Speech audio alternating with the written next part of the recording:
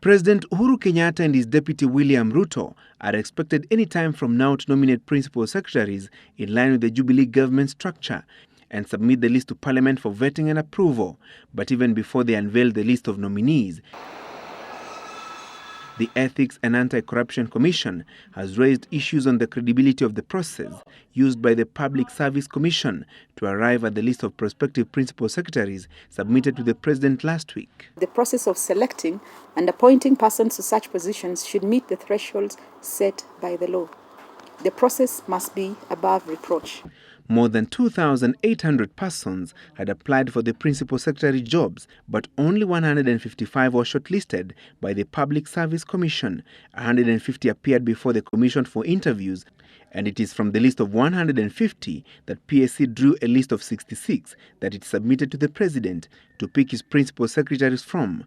The Anti-Graft body says the Public Service Commission's list of nominees did not meet the credibility threshold. There are two issues in this scenario of principal cabinet secretaries. One is the process was not fair and transparent in terms of shortlisting.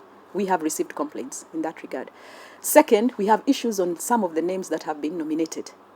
The Public Service Commission has, however, maintained that the process of picking the prospective principal secretaries was above board, and that the list submitted to the President had taken into consideration merit, ethnic and gender balance, as well as the input from the members of the public.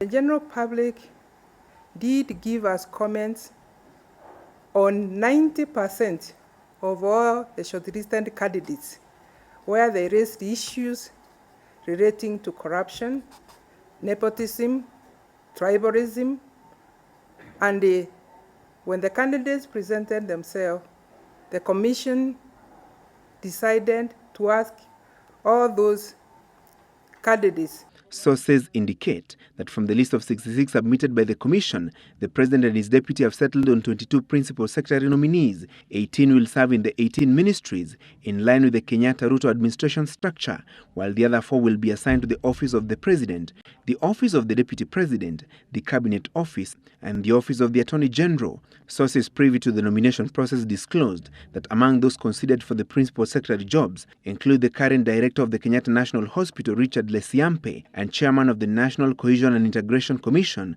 Dr. Mzalendo Kibunja, the Kenya National Examination Council boss Paul Wasanga, among others. 5 current permanent secretaries have also made the cut, according to sources, and their housing PS Dr. Tirop Kosgei, his water counterpart Engineer David Stower, Information and Communications Dr. Bitanga Ndemo, Dr. Edward Sambili of National Planning, and Tourism PS Ambassador Ruth Solitei. Former Chief of Staff in the Office of the Prime Minister Karoli Omondi is also believed to be in the list of Principal Secretary nominees.